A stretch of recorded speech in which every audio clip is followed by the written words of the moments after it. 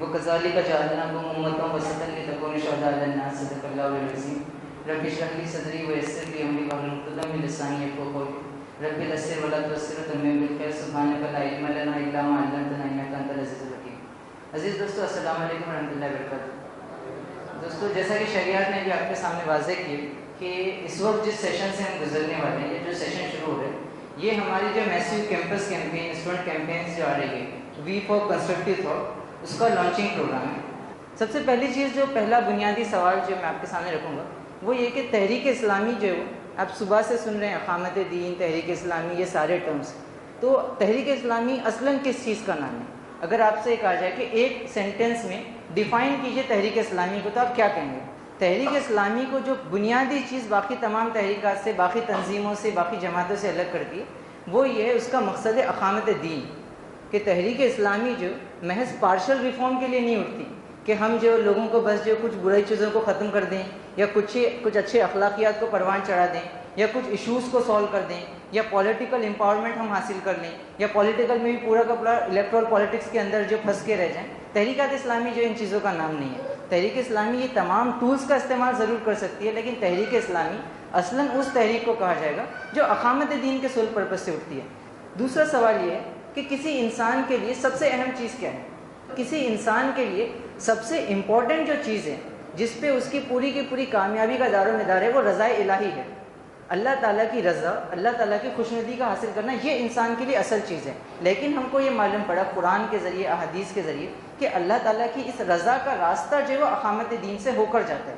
اقامت دین سے کوئی بائی پاس یا شارٹ کٹ نہیں ہے کہ آپ اقامت دین کو اسکپ کر کے جو رضا الہی کا حصول کر سکیں. تو اصلاً ہم نے جو اقامت دین طے کیا ہے وہ رضا الہی کے لیے. تو اب اگر ہم ریورس ڈائریکشن میں آنا شروع کریں تو اصل چیز یہ سمجھ میں ہے کہ ہم کو رضا الہی چاہیے. ہم میں سے ہر شخص یہ چاہتا ہے کہ میرا رب مجھ سے راضی ہو جائے. یہ اس کا بنیادی ٹارگیٹ ہے. اس ٹارگیٹ کے لیے اس نے پھر پیچھے گیا کہ اچھا ٹھیک ہے، رضا الہی کا حصول ہے، اللہ تعالیٰ کو راضی کرنا ہے، تو اس کے لیے مجھے اس دنیا میں اقامت دین کی جدوجہد کرنا پڑے گی. ٹھیک ہے. اب اقامت دین کو بھی اگر آپ پیچھے لیں تو جس طرح رضا الہی کا راستہ اقامت دین سے ہو کے جاتا ہے، اسی طرح اقامت دین کا راستہ بھی جو ایک اور اسٹیشن سے ہو کے جاتا ہے جو بہت اہم ہے. وہ کہاں سے ہو کے جاتا ہے؟ اقامت دین کا جو راستہ ہے وہ دعوت دین سے ہو کر جاتا ہے، اور دعوت دین کی تکمیل اقامت دین ہے، اور اقامت دین جو ہے دعوت دین کی تکمیل ہے. یعنی کہ دونوں چیزیں ایسی ہیں جو ایک دوسرے کو کمپلیٹ کرتی ہیں. جب تک آپ کا دین پوری طرح قائم نہیں ہو، آپ کی دعوت پوری طرح جو واضح نہیں ہو جاتی، اتمام حجت نہیں ہوتا، اور جب تک جو آپ کی دعوت پوری نہیں ہوگی، آپ کا اقامت دین بھی جو نہیں ہو سکتا.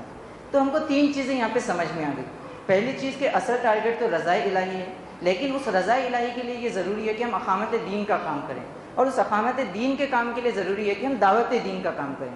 اب ظاہر سی بات ہے، اب سوال پیدا ہوتا ہے کہ جب دعوت دین کا کام کرنا ہے تو دعوت کی جو بالکل آپ سمپل الفاظ میں کیسے ڈیفائن کریں گے دعوت دین کو؟ دعوت دین کی جو سمپل ڈیفینیشن ہو سکتی ہے، آپ کا ہر وہ عمل، آپ کی ہر وہ بات جو سامنے والے مخاطب کو، آپ کے سامنے والے فرد کو اسلام سے قریب کرتی ہے، یا اسلام کے تعلق سے سافٹ کارنر اس کے دل میں پیدا کرنے کی انٹینشن سے کی گئی ہو، ہر اس کوشش کو جو دعوت دین میں کاؤنٹ کیا جا سکتا ہے. پھر چاہے وہ اللہ کے رسول کا کسی بڑھیا کا جو وہ بیگ اٹھا کے اس کو پہنچانا ہو، یا کسی بڑھیا کی عیادت کرنا ہو، یا جو حضرت بلال کی طرف دیکھ کے مسکرانا ہو، یہاں سے لے کے تو پھر اقامت دین اور پورا کا پورا ایڈمنسٹریشن چلانا، یہ تمام کی تمام چیزیں کس میں کاؤنٹ ہوگی؟ دعوت دین میں کاؤنٹ ہوگی. ٹھیک ہے. یہ ایک چیز ہم کو بنیادی، ہم نے کچھ ایک بیک گراؤنڈ سمجھ لیا کہ کیونکہ تحریک اسلامی اصلاً ایک دعوتی تحریک ہے، تو جب بھی ہم کوئی کیمپین منائیں، جب بھی کوئی ایکٹیویٹی کریں، تو اس کا واضح رشتہ اقامت دین اور اللہ تعالیٰ کی رضا سے دکھنا چاہیے. اگر وہ رشتہ نہیں جڑا تو بے مطلب ہے ہمارا کام کرنا، کیونکہ ہمارا سول پرپز وہی ہے. اگر میں ایسی گاڑی میں بیٹھا ہوں جو میری الٹیمیٹ منزل کی طرف نہیں بڑھ رہی ہے تو میرا وہ بیٹھنا فضول ہے. تو اگر ہماری یہ we for constructive thought campaign ultimately اس ٹارگیٹ کو سرو نہیں کر رہی ہے تو ہماری یہ کیمپین جو بہت زیادہ فائدے میں نہیں ہو سکتی. تو یہ ہم نے ایک دعوت کا بھی ایک اوور ویو سمجھ لیا کہ ہم کو اپنے ہر ایک عمل کے ذریعے عوام الناس کو، انسانوں کو جو اللہ کے دین کے قریب کرنا ہے، اللہ کے دین کی دعوت دینا ہے. اب سمجھیے، مجھے بتائیے کہ اس دعوت کے ضمن میں ہرڈلز کون کون سے آتے ہیں ہمارے سامنے؟ میں کور دعوت پہ بات نہیں کروں گا، ہم دھیرے دھیرے کیمپین کے تھیم کی طرف بڑھیں. اب ہم کو یہ دعوت کا کام کرنا ہے. ٹھیک ہے. تو اب اس دعوت دین کے کام کے لیے ہمارے سامنے کون سے ہرڈلز ہیں؟ دیکھیے، اب ان ساری چیزوں کو اگر آپ جو کاؤنٹ کریں گے تو یہاں پہ دو چیزیں آتی ہیں. اب میرا سوال دیکھو، تھوڑا سا میں اسپیسیفک کرتا ہوں. آپ کے سامنے چیلنج جو ہے وہ آر ایس ایس ہے یا آر ایس ایس کا نظریہ ہے دعوت کے لیے؟ یہاں دو چیزوں کو ڈفرینشیٹ کرنا پڑے گا. آپ کہنے ہیں کہ گورنمنٹ تو آیا گورنمنٹ چیلنج ہے یا گورنمنٹ کا نظریہ چیلنج ہے؟ روزویلٹ نے دیکھیے ایک بہت پیاری بات کہی. روزویلٹ یہ بات کہتا ہے, ہو سکتا ہے کہ وہ ہر جگہ اپلیکیبل نہیں ہو, لیکن وہ یہ کہتے ہیں کہ جو چھوٹے ذہن ہوتے ہیں وہ ہمیشہ افراد پہ بات کرتے ہیں, اس نے ایسا کیا, اس نے ایسا کیا, اس نے یہ بول دیا, اس نے یہ کیا. پھر وہ کہتا ہے کہ جو ایوریج ذہن ہوں گے وہ ایونٹس پہ بات کریں گے کہ یہ واقعہ ہوا, پھر ایسا ہوا تھا, وہ ایسا ہوا تھا. لیکن وہ کہتا ہے کہ جو great mind always discuss ideas, کہ جو بڑے ذہن ہوتے ہیں جو بڑے لیول پہ امپیکٹ کرتے ہیں وہ ہمیشہ آئیڈیاز کو, وہ نظریات کو جو ایڈریس کریں گے, وہ سوچ کو ایڈریس کریں گے. تو ان ساری چیزوں کو اگر آپ کے جتنے بھی آنسرس تھے اگر ہم ان کو تھوڑا سا سمرائز کریں یا کنکلوڈ کریں تو کیا ہم یہ بول سکتے ہیں کہ جو باطل نظریات ہیں, چاہے وہ فاشزم ہو, چاہے وہ کمیونلزم ہو, چاہے وہ انٹالرنس ہو, چاہے وہ انارکی ہو, یہ سارے جو باطل نظریات ہیں یہ ایک چیلنج بنے ہوئے ہمارے سامنے ہماری دعوت کے لیے. ٹھیک ہے, یہ اس پہ ایگری ہو سکتے ہیں کہ یہ نظریات ہمارے لیے بڑا چیلنج ہے. اب ایڈریس کس کو کرنے کی ضرورت ہے؟ آیا اس فرد کو کرنے کی ضرورت ہے یا اس کے نظریے کو کرنے کی ضرورت ہے؟ دونوں کو ایڈریس کریں گے, لیکن آپ کا جو آئیڈیالوجیکل جو وار ہوگا یا جو آپ کا کنٹینٹ جو ہوگا وہ کیا ہوگا, اس آئیڈیالوجی کو ایڈریس کرنے والا ہوگا. اسی لیے آپ دیکھیں کہ قرآن نے جو گفتگو کی تو قرآن نے افراد کے ساتھ گفتگو نہیں کی ہے محض,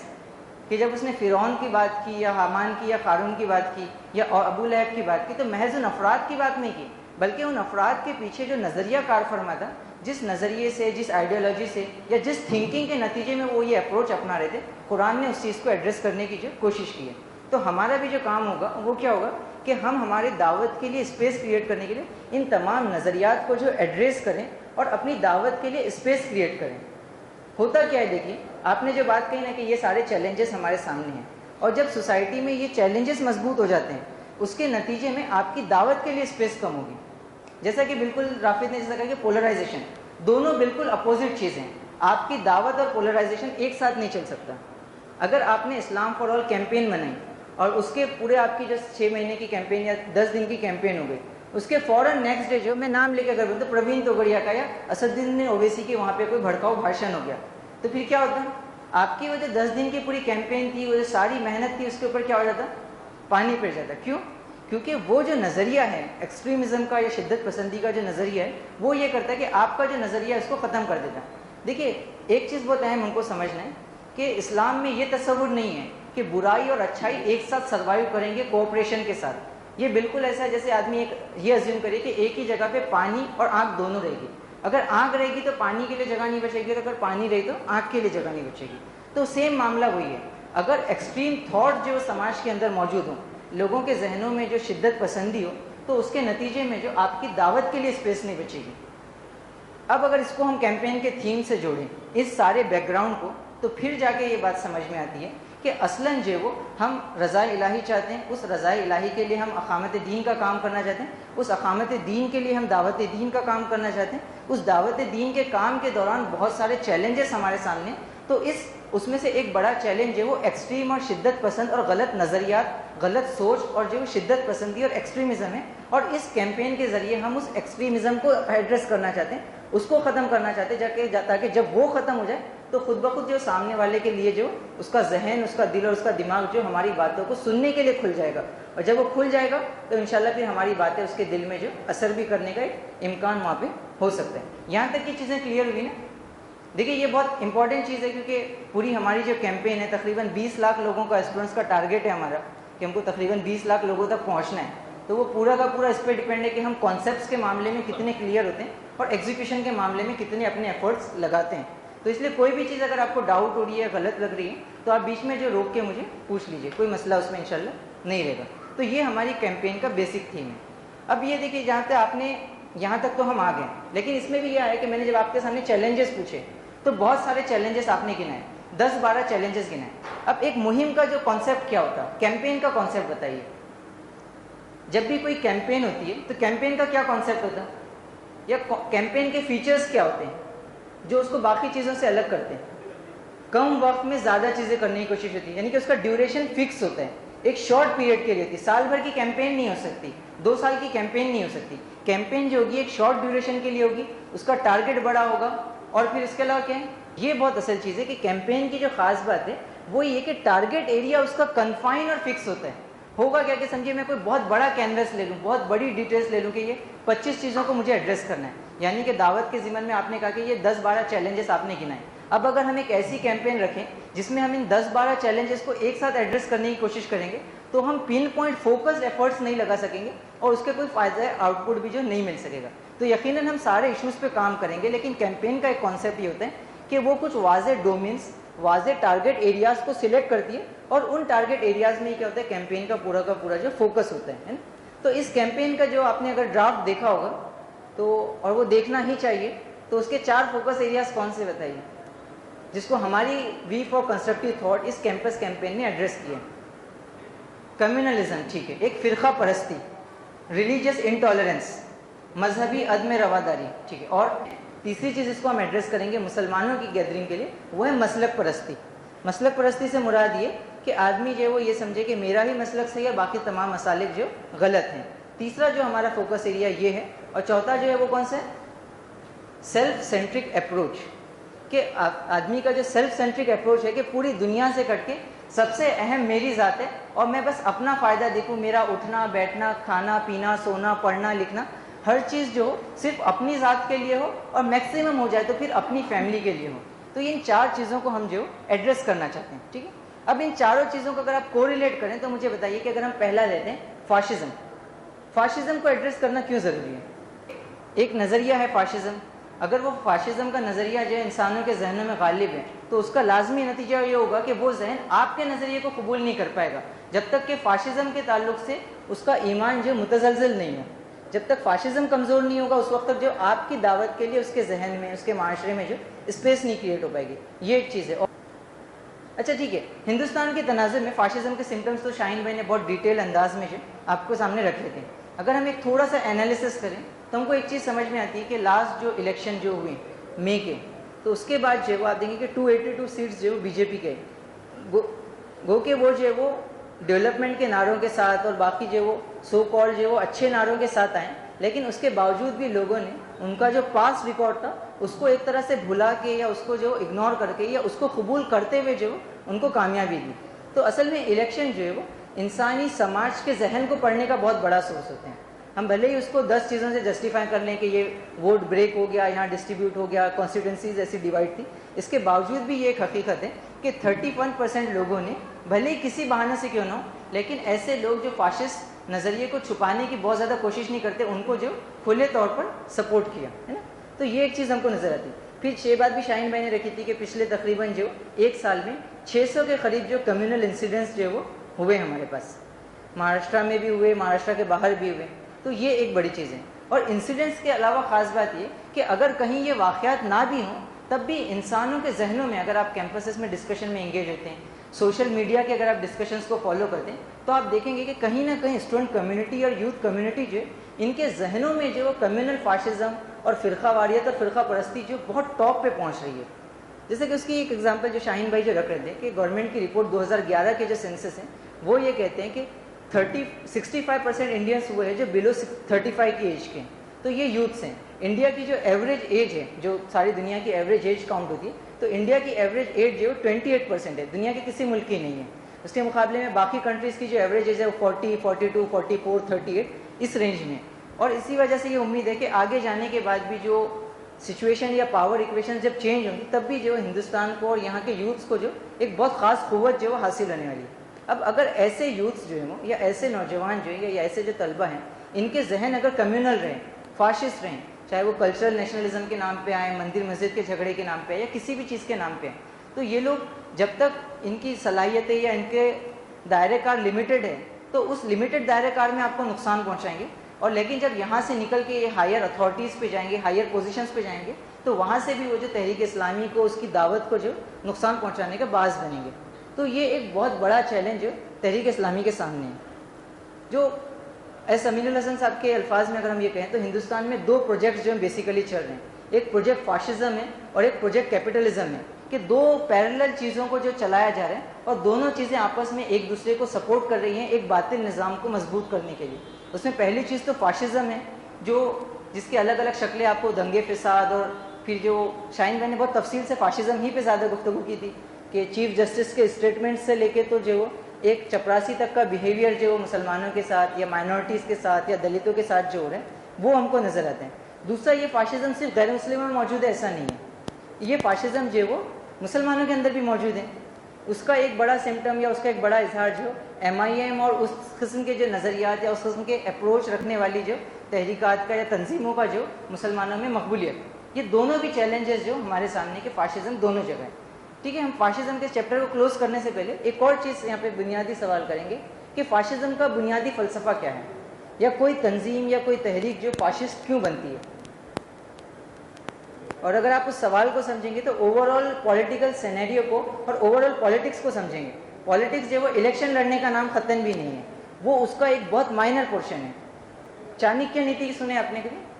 چانکیہ جو ہے وہ بہت بڑا جو برہمن گرو تھا, انہوں نے اپنے ششیہ کو, ان کے جو اسٹوڈنٹ تھے ان کو یہ سکھایا کہ آپ کو جو آگے جا کے راجا بننا ہے. تو اس راجا بننے کے پروسیس میں چانکیہ یہ کہتا ہے کہ وہ ایک نارمل اسٹوڈنٹ تھا. چانکیہ کی ایکچولی جو ایک راجا نے, جو اس وقت کا راجا تھا, اس نے اس کی بے عزتی کی. تو چانکیہ نے اس سے کہا کہ تو نے ایک برہمن کی بے عزتی کی ہے, میں تجھ سے اس کا بدلہ لوں گا. اور اس کے بعد اس نے ایک اسٹوڈنٹ کو تیار کرنا شروع کیا تاکہ وہ جو اس راجا سے بدلہ لے سکے اور اس کی حکومت چھین سکے. تو اس چانکیہ نے اس کو ٹریننگ دیتے وقت, سکھاتے وقت اس سے یہ بات کہی کہ اگر تم کو لوگوں پہ حکومت کرنا ہے, اگر تم کو اقتدار چاہیے, پالیٹکس اصلاً جو انفلوئنسر پاور کا نام ہے, وہ الگ الگ طریقوں سے ہو سکتی ہے. وہ الیکٹرل فارم میں بھی ہو سکتی ہے, نان الیکٹرل بھی ہو سکتی ہے. تو اس نے کہا کہ اگر تم کو اقتدار چاہیے تو تم کو دشمن کی ضرورت پڑے گی, تب تم کو جو دشمن کی ضرورت پڑے گی. وہ کس لیے؟ کیونکہ اگر تم کو اپنے لوگوں کو ساتھ میں رکھنا ہے تو تم کو سامنے کچھ نہ کچھ ایک دشمن بتانا ہی پڑے گا, اور اس کے ڈر سے اس کو بتا کے آپ جو اپنے لوگوں کو اپنے ساتھ رکھ سکو گے. تو اس کے اسٹوڈنٹ نے سوال کیا, لیکن اگر میرے پاس کوئی دشمن نہیں ہو تو میں کیا کروں؟ تو اس نے جواب دیا, چانکیہ نے, جس پہ ہماری پوری سیاست کام کرتی. چانکیہ نے جواب دیا کہ if you don't have an enemy then you need to create the enemy. اگر آپ کے پاس دشمن نہیں ہے تو آپ کو دشمن پیدا کرنا ہوگا, کیونکہ بغیر دشمن کے آپ جو اپنے لوگوں کو اپنے ساتھ نہیں رکھ سکتے. تو فاشزم کا یہ بھی ایک بڑا ایجنڈا جس کو شاہین بھائی رکھ رہے تھے کہ پولرائزیشن جتنا ہوگا, تو پولرائزیشن جو ہے وہ بیسیکلی مائنورٹیز کے لیے سوسائٹ ہے ڈیموکریٹک کنٹریز میں, اور جو میجورٹی کے لیے جو یا ایسے لوگ جو میجورٹی کو لیڈ کرتے ہیں ان کے لیے جو فائدہ مند ہو سکتی. تو یہ ایک چیز ہم نے دیکھا کہ فاشزم کا پورا سینیریو ہمارے سامنے ہے. اس کے مقابلے میں اسلام کا جو اپروچ ہے وہ کیا ہے کہ اسلام جو عدل کی بات کرتا ہے. میں نے جو آیت بالکل آغاز میں تلاوت کی وہ کیا ہے, اللہ تعالیٰ کہتا ہے کہ اور اسی طرح ہم نے تم کو ایک امت وسط بنایا, ہم نے تم کو ایک درمیانی امت بنایا, ہم نے تم کو بیلنس کی امت بنایا. تمہارا کام یہ نہیں ہوگا کہ تمہارے کسی کو ایک ٹکلے نے آ کے تم کو مارا تو تم دنیا بھر کے ٹکلوں کو جو برا بولنا شروع کر دو. اس کا مطلب یہ کہ تم کو کسی ایک غیر مسلم نے اگر نقصان پہنچایا, کچھ ہندوؤں کے کسی خاص گروپ نے یا کسی خاص قوم نے نقصان پہنچایا, تو اس کا مطلب یہ نہیں ہوگا کہ آپ پوری کی پوری قوم سے اور ان کے مذہب سے جو دشمنی کرنے لگ جاؤ یا ان کی نفرت پہ اتر آؤ, ہے نا. اس میں دو چیزوں کو سمجھنا ہے. ہم سر دھرم سمبھو کی بھی بات نہیں کرتے ہیں کہ سب برابر ہے, سب صحیح ہے, but at the same time ہم جو اس بات کو قبول کرتے ہیں اور اس بات کا موقع دوسروں کو بھی دینا چاہتے ہیں کہ ہر نظریے کو جو سروائیو کرنے کے ایکول مواقع دیے جائیں. اس کے بعد جس دیے میں جان ہوگی وہ دیا رہ جائے گا, لیکن یہاں پہ جو سروائیول کی حد تک, بنیادی اجازت کی حد تک کسی کو روکا نہیں جا سکتا. تو یہ ایک بنیادی چیز جو ہم کو سمجھ میں آتی ہے, جس کو ہم کو اس کیمپین کے دوران ایڈریس کرنا ہے کہ ہم اسٹوڈنٹ کمیونٹی کے سامنے, طلبہ کے سامنے یہ رکھیں کہ جو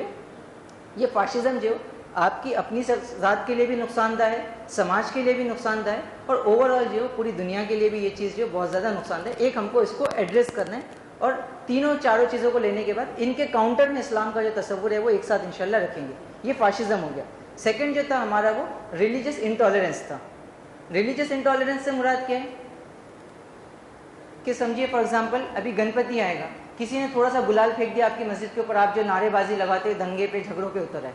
سیم معاملہ ایسے جو ان کے ساتھ بھی ہوا کہ ان کے کسی مذہبی گروپ کو یا ان کے کسی جذبات کو تھوڑی سی ٹھیس پہنچی اور وہ جو وہ کچھ اور لوگ جو ریئیکشن میں ابھر کے آئے, یا پھر جو وہ دوسرا اس کا تصور یہ ہو سکتا ہے کہ مذہب پہ بات کی ہی نہیں جائے, یا اگر کی جائے تو میری مرضی کی بات کی جائے. تو یہ جو انٹالرنس ہے, یعنی کہ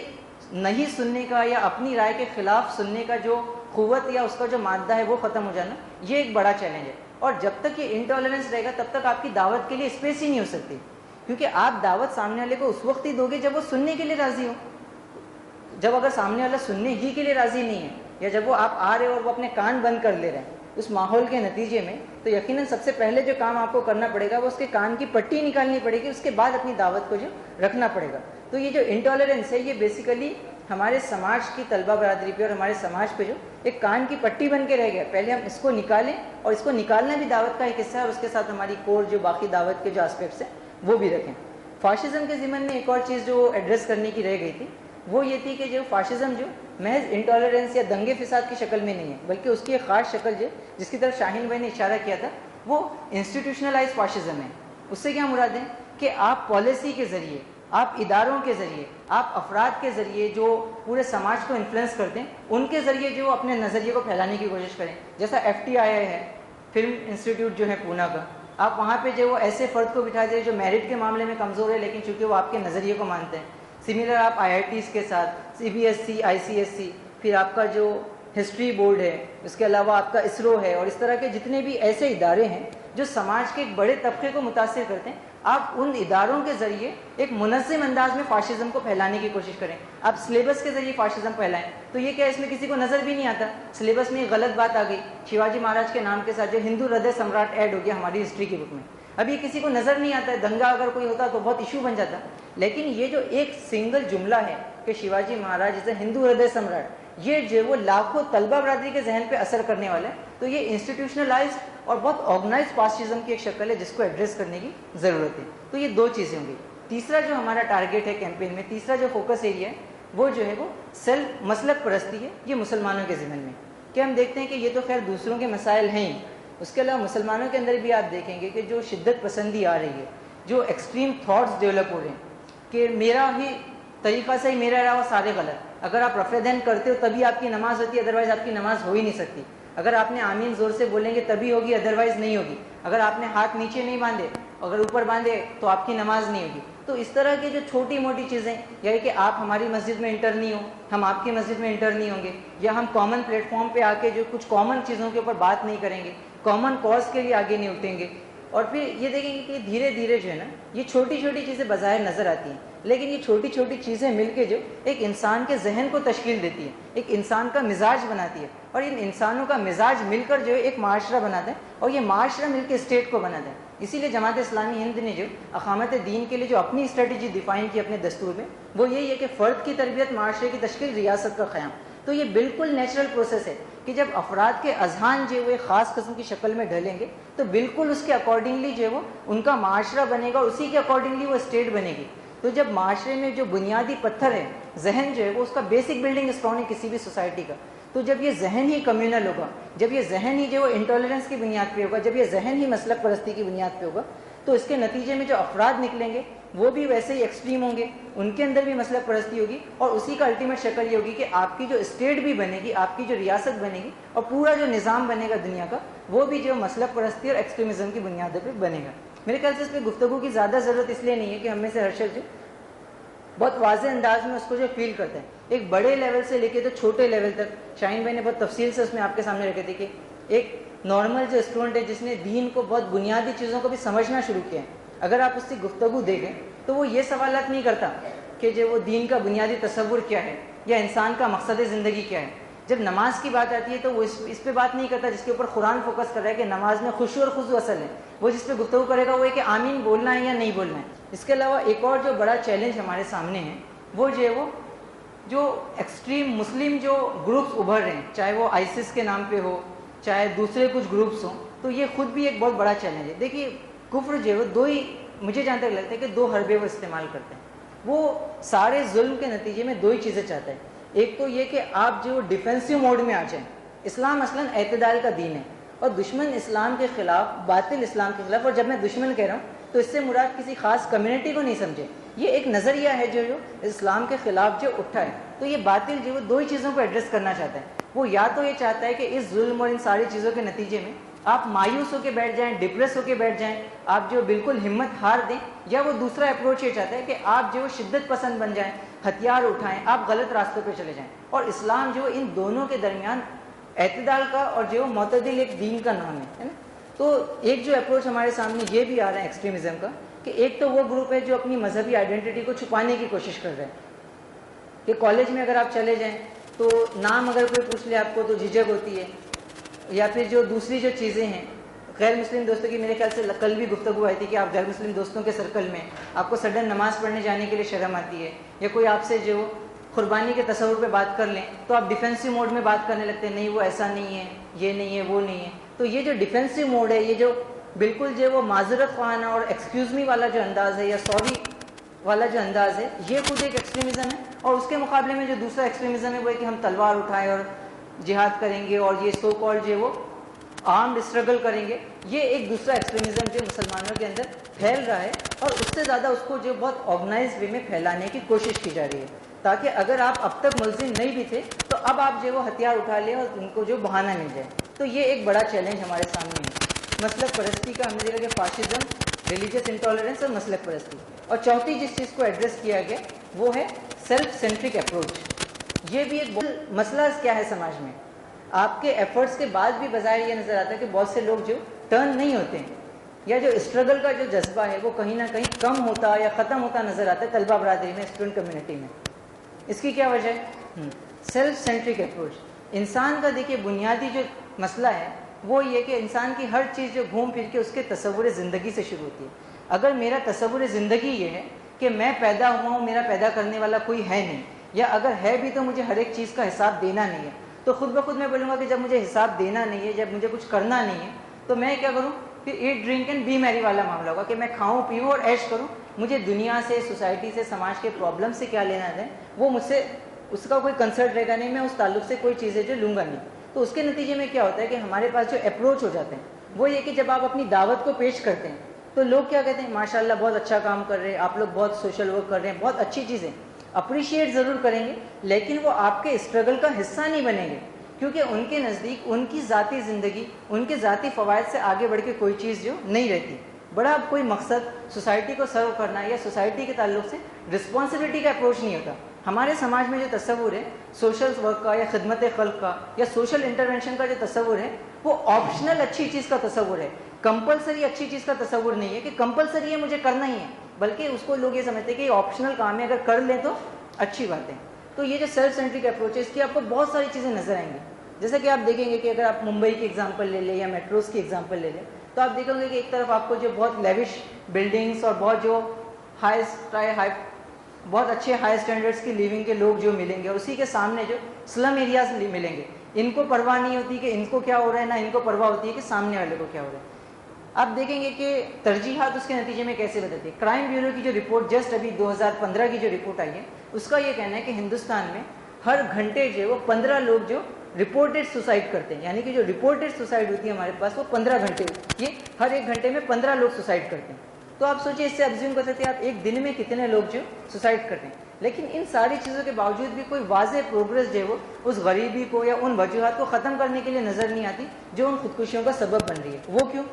کیونکہ انسان کے ذہنوں میں ایک سیلف سینٹرک اپروچ ہے کہ میری زندگی اگر اچھی ہے، میرے پاس وسائل موجود ہیں، اگر میری لائف اچھی جا رہی ہے تو بھی مجھے جو دوسروں کو سرو کرنے کی، سوسائٹی کو دینے کی جو ضرورت نہیں ہے۔ اس کے مقابلے میں آپ قرآن کا اپروچ دیکھیں تو قرآن نے بہت فوکس کا کہ آپ کو جو اپنے چہرے کو جو ہیومینٹی سے اور انسانیت سے جو موڑ نہیں لینا ہے، اور انبیاء کا جو خاص کام دیا گیا کہ راشد بھائی بھی جس کو خاص طور پہ فوکس کر رہے تھے کہ اقامت دین بھی اصل چیز نہیں ہے، اقامت دین کے ذریعے جو اصل چیز مقصود ہے وہ عدل و قسط کا قیام ہے، اور عدل و قسط کے قیام کے لیے ضروری ہے کہ ہر آدمی جو ہے وہ اپنا رائٹ دینے کے لیے بھی راضی ہو اور ادا کرنے کے لیے بھی راضی ہو، یعنی کہ میں صرف حقوق کی بات نہیں کروں صرف، بلکہ فرائض کی بھی بات کروں، جبکہ سیلف سینٹرک اپروچ میں ہوتا ہے کہ ایک آدمی صرف اپنے حقوق کی بات کرتے ہیں۔ یہ جو سارے آپ کو جو فیشنیبل موومنٹس نظر آتی ہے، ہومو سیکشولیٹی کا مسئلہ ہے، ہم اس کو بالکل جنرلائز ایڈریس کرنے کی کوشش کرتے ہیں کہ اس میں یہ ہے وہ ہے۔ ایکچوئل مسئلہ جو ہے وہ تصور آزادی اور سیلف سینٹرک اپروچ کا ہے کہ اگر ہومو سیکشولیٹی میں مجھے مزہ آ رہا ہے تو آخر آپ کو اس سے کیا پرابلم ہے۔ مائی باڈی مائی چوائس کا جو پورا کانسیپٹ ہے، فیمنزم کی جو پوری موومنٹس ہے، لبرل تھاٹس جو پورے سماج کو اثر کرتے ہیں، ان کے پیچھے جو بنیادی چیز چھپی ہے وہ یہ سیلف سینٹرک اپروچ ہے۔ اسلام کہتا ہے کہ آپ کی آزادی اس وقت تک ہے جب تک وہ سماج کی آزادی کے بیچ میں روڑا نہیں بن رہی، آپ کی آزادی اسی وقت تک ہے جب تک وہ سماج کی آزادی کے اوپر حملہ نہیں ہے، لیکن اگر آپ کی آزادی جو سماج کی آزادی پہ حملہ کر رہی تو وہاں آپ کی آزادی کی لمٹ جو ختم ہو جائے گی۔ اس کے مقابلے میں ان کا جو تصور ہے سیلف سینٹرک اپروچ جو انسانوں کے ذہن میں بھی اور اوور آل معاشرے کے ذہن میں بھی ہے، وہ یہ کہ صرف اپنی ذاتی جو وہ آزادی کو، اپنے ذاتی مفاد کو جو ایڈریس رکھتے ہیں۔ اب آپ اس کے بعد جو ایک اور چیز سے اگر میں اس کو کو ریلیٹ کروں کہ اقامت دین کے ضمن میں قرآن یہ بات کہتا ہے یا ہمارے پورے اسٹرگل کے ضمن میں کہتا ہے کہ ام حسبتم ان تدخلوا الجنہ، کہ کیا تم نے یہ سمجھ رکھا ہے کہ کیا تم یوں ہی جنت میں داخل کر دیے جاؤ گے، یا دوسری طرف قرآن یہ کہتا ہے کہ ابھی تم پر وہ وقت ہی نہیں آیا جو تم سے پہلے کے لوگوں پر آیا، وہ جو وہ آروں سے ان کو چیر دیا گیا زمین میں زندہ آدھا گاڑ کر، یا ان کے جسم سے جو گوشت نوش دیا گیا۔ تو اس سارے تکلیفوں کے ماحول میں جو لوگ سروائیو کرتے ہیں وہ ہوتے ہیں جو سیلف سینٹرک نہیں ہوتے ہیں. ایک آدمی کے اندر اگر سیلف سینٹرزم کا ذرا سا بھی شائبہ موجود ہے تو وہ اس اسٹرگل میں یا اس پریشانی کی سچویشن میں سروائیو نہیں کر سکتا. تو اس کے بعد اگر آپ ان چاروں چیزوں کو ملائیں تو ہم کو یہ بات نظر آتی ہے کہ ہمارے نظریے کی، ہمارے فکر کے سروائیول کے لیے، اس کی بقا کے لیے، اس کے پروپوگیشن کے لیے، اس کے پھیلاؤ کے لیے، اس کے قیام کے لیے، اس کے اسٹیبلشمنٹ کے لیے، یعنی کہ from phase 1 to last phase جو وہ اس ایکسٹریمزم کو اور اس جو وہ ڈسٹرکٹیو تھاٹ پروسیس کو جو ایڈریس کرنا اور اس کو بریک کرنا جو بہت زیادہ ضروری ہے. تو اس پورے کانسیپٹ کے ساتھ ہم نے جو اس مہم کو جو رکھا ہے. تو اس مہم میں جو دونوں بھی آسپیکٹ ہیں، مسلمس کو بھی ہم ایڈریس کریں گے، غیر مسلمس کو بھی ایڈریس کریں گے، irrespective آف کاسٹ، ریلیجن. تو یہ چیزیں جو ہم کو تھوڑی سی جو ذہن میں رکھنی ہے ہماری اس کیمپین کے تعلق سے. اب اگر آپ ان ساری چیزوں کو لے کے پھر ہمارے پالیسی اسٹیٹمنٹ کی طرف جاتے ہیں تو ہمارا پالیسی اسٹیٹمنٹ یہ بات کریں، اس بات کو بھی کلیئر رکھیں کہ ہم کسی ریئیکشنری اپروچ کے ساتھ یہ کام نہیں کر رہے ہیں کہ یعقوب میمن کا ایشو ہو گیا ہے، یہ ہو گیا اس لیے ہم کیمپین منا رہے ہیں. ہم نے اس کیمپین کو جو تقریباً جو 7 مہینے پہلے ہی ڈیسائیڈ کر لیا تھا کہ 7 مہینے پہلے ہم کو ایک کیمپین منانی ہے کہ ہم 7 مہینے بعد جو یہ کیمپین منائیں گے. اب ہمارے پالیسی اسٹیٹمنٹ کی طرف آئیں تو ہمارا پالیسی اسٹیٹمنٹ یہ کہتا ہے کہ تنظیم طلبہ برادری میں متوازن اور مثبت سوچ کو پروان چڑھائے گی، یعنی کہ پازیٹیو اور کنسٹرکٹیو تھنکنگ کو ہم ڈیولپ کریں گے طلبہ برادری کے اندر، اسٹوڈنٹ کمیونٹی کے اندر. ایٹ دا سیم ٹائم جو ہر قسم کی شدت پسندی کی خاتمے کی اور اس کو جو کرٹیک کیا جائے گا. یہ ایک بہت خاص اپروچ ہے کہ اب تک ہماری کیمپینز میں یا ہماری ایکٹیویٹیز میں جو چیز ہوتی تھی وہ امر بالمعروف بہت زیادہ ہائی لائٹڈ ہوتا تھا کہ ہم صرف اچھی چیزیں بتاتے تھے، لیکن کہیں نہ کہیں نہی عن المنکر کہ جو غلط ہے اس کو پن پوائنٹ کر کے کرٹیک کرنے کی، اس کو ایڈریس کرنے کی، اس کو ہٹ کرنے کا اپروچ ہمارا زیادہ نہیں تھا. لیکن اس کیمپین میں جو ہم دونوں چیزیں بھی کریں گے، جہاں ہم پازیٹیو چیزوں کو اجاگر کریں گے وہیں نیگیٹو چیزوں کو بھی اسی شدت کے ساتھ، حکمت کے ساتھ جو پیش کریں گے اس کو بھی ایڈریس کریں گے. اور انشاءاللہ جب یہ ہم کام کریں گے تو ایک اچھے انوائرمنٹ ہم کو جو کریٹ ہو سکتے ہیں. تو یہ اوور آل کانسیپٹ کے تعلق سے چیزیں تھیں.